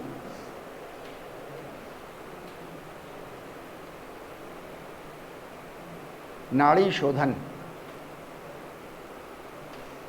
नाड़ी शोधन इसको कहते हैं, ये समझ लीजिए, थोड़ा सा आपको प्रैक्टिकल कराना होगा असल में कल को स्कूलों में जाकर के, कॉलेजेस में, यूनिवर्सिटीज़ में। नाड़ी शोधन उसको कहते हैं जो आमतौर से हम और आप सब करते हैं। मीन्स लेफ़्ट से शुरू किया, राइट से बाहर निकाला, फिर राइट से लिया और लेफ़्ट से बाहर निकाला। दिस इज़ नाड़ी शोधन। अनुलोम विलोम कहते हैं कि आपने लेफ़्ट से लिया और रोक लिया, और रोक लिया। जब अंदर रोक करके प्रेशर बना तो बाहर छोड़ा, बाहर छोड़ के फिर उसके बाद कुछ देर रोका, 10 सेकंड, 15 सेकंड, 20 सेकंड, जितने आपकी कैपेसिटी। फिर अंदर प्रेशर बना, फिर उस प्रेशर के रेस्पॉन्स में लिया, फिर रोक लिया, फिर इधर से छोड़ा, फिर प्रेशर बना, फिर लिया, फिर रोक लिया। मतलब लेना, रोकना, प्रेशर बनने देना, प्रेशर बनने के रेस्पॉन्स में फिर उस एक्टिविटी को छोड़ना या लेना फिर दोबारा, ऐसा। दिस इज कॉल्ड अनुलोम विलोम। नाड़ी शोधन में रोकना नहीं होता, ये लिख लीजिए आप लोग, आपको काम आएगा। आमतौर से किताबों में नहीं मिलता। एक ही किताब में वो नाड़ी शोधन कह रहा होगा, अगली बार 10 पेज के बाद उसी को वो अनुलोम विलोम भी कह रहा होगा, कंफ्यूजन हो जाता है। नाड़ी शोधन समझ में आ गया है नहीं? नाड़ी शोधन without any pause,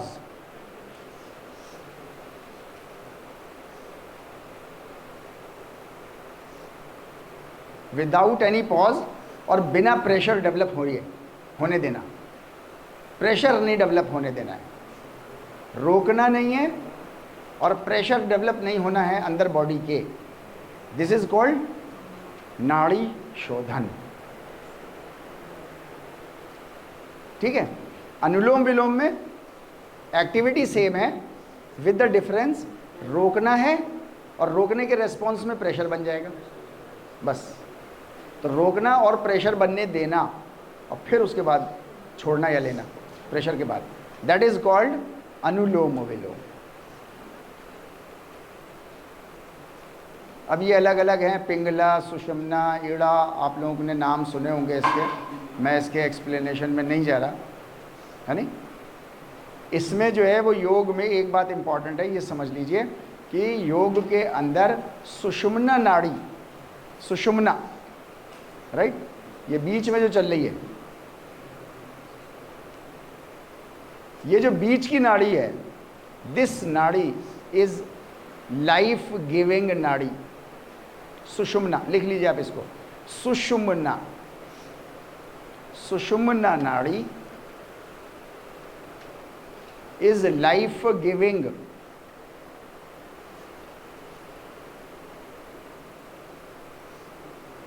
life giving नाड़ी, मतलब इसका बैलेंस बना के रखना है। सुषुम्ना नाड़ी डिस्टर्ब नहीं होनी चाहिए। लाइफ में बैलेंस नहीं खराब होना चाहिए आपका, बैलेंस मेंटेन रहना चाहिए। राइट एंड लेफ्ट, एड़ा एंड पिंगला, इसको डिस्टर्ब करना है। ये डिस्टर्ब हो जाए कोई बात नहीं, सुषुम्ना डिस्टर्ब नहीं होनी चाहिए। अगर सुषुम्ना डिस्टर्ब हो गई, मिडिल नाड़ी अगर डिस्टर्ब हो गई, तो आपका पूरी पर्सनैलिटी जो है वो डिस्टर्ब हो जाएगी, ऐसा योग कहता है। अच्छा, यानी कि अब आप इसको व्यापक लेवल पे देखो, यानी कि आपका अगर लाइफ में बैलेंस खराब हो गया, लाइफ में बैलेंस अगर खराब हो गया तो लाइफ खराब हो जाती ना। गाड़ी का बैलेंस ख़राब हो जाए, आप चलते चलते आपका बैलेंस ख़राब हो जाए, बैठे बैठे बैलेंस ख़राब हो जाए, तो एक्सीडेंट हो जाता है, बैलेंस ख़राब हो जाना। तो आपकी सुषुम्ना नाड़ी जो है वो बैलेंस ख़राब नहीं होना चाहिए। That should be restored, prevented and restored, इसको मेंटेन रहना चाहिए। और एड़ा और पिंगला को, राइट एंड लेफ्ट, सप्लीमेंट्री चीज़ों को आप डिस्टर्ब करते हुए, ऊंच नीच करते हुए आप इसके साथ आप गुजार सकते हो। राइट, प्रत्याहार, ये आज का लास्ट है आपका। तो आसन हो गया आपका, प्राणायाम हो गया आपका, नाउ प्रत्याहार।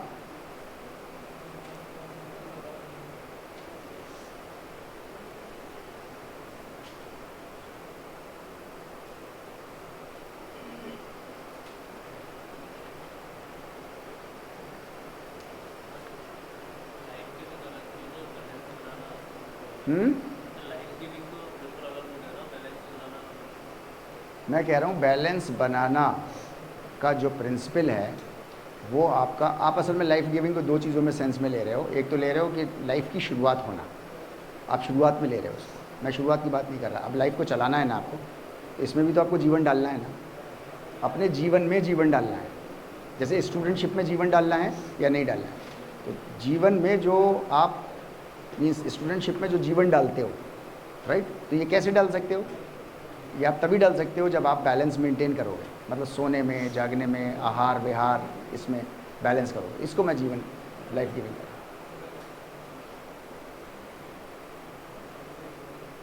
राइट। असल में प्रत्याहार कहते हैं इसको, आप लोग समझ लीजिए, चाहे लिख लीजिएगा, ये तो मैंने वो लिख दिया है जो जनरल समझ है।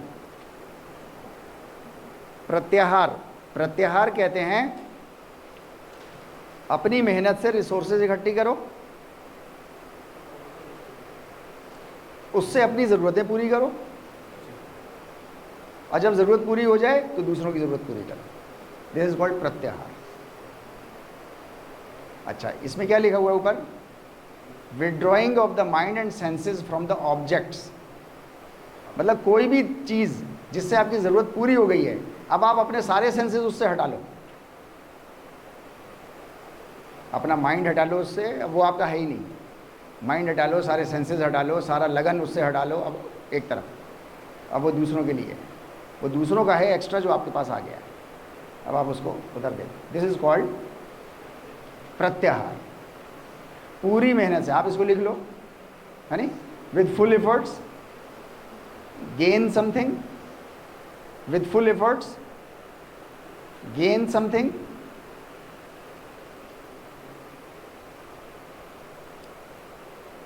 कोई भी चीज़ हासिल करो पूरी मेहनत करके,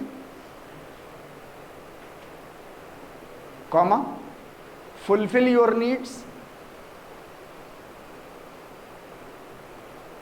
अपनी नीड्स को पूरा करो,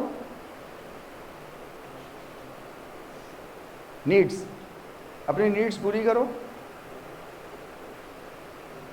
and redistribute the remaining, and redistribute the remaining in the society. Redistribute the remaining after fulfilling your needs. अपनी ज़रूरतें पूरी होने के बाद वापस समाज में रीडिस्ट्रीब्यूट कर दो। रीडिस्ट्रीब्यूट क्यों कह रहा हूं मैं? रीडिस्ट्रीब्यूट क्यों कह रहा हूं? मैंने बोला ना इसको रीडिस्ट्रीब्यूट। रीडिस्ट्रीब्यूट क्यों कह रहा हूं? हाँ, समाज से डिस्ट्रीब्यूट होके आपके पास आया था, समाज से डिस्ट्रीब्यूट होके आपके पास आया था, हाँ ज़्यादा आ गया आपके पास, ड्यू टू वन फैक्टर और दी अदर, इससे बहस नहीं है, आपके पास ज़्यादा आ गया, डिस्ट्रीब्यूट हो गया, आपकी ज़रूरत से ज़्यादा आ गया, रीडिस्ट्रीब्यूट करके वापस दे दो उनको जिनका था, आपका नहीं था वो। इसको, इस सेंस को आप जब डेवलप कर लेते हो और प्रैक्टिस करते हो, सिर्फ डेवलप कर लेना सेंस नहीं, इसको जब आप प्रैक्टिस करने लगते हो, दैट प्रैक्टिस इज कॉल्ड प्रत्याहार। दैट प्रैक्टिस इज कॉल्ड प्रत्याहार। ये जो मैंने आपको डेफिनेशन दी है, ये जो मैंने आपको डेफिनेशन दी है, आप इसको लिख लिए। दिस प्रत्याहार is defined in Shandilya Upanishad. Shandilya, Shandilya, SHANDILYA, Shandilya. क्या चीज? सरनेम भी। शांडिल्य एक ऋषि थे, उन ऋषि की जब प्रोजेनी आगे चली है तो जाहिर सी बात है वो शांडिल्य, उनका नाम ही है शांडिल्य, एक ऋषि है। शांडिल्य उपनिषद, उपनिषद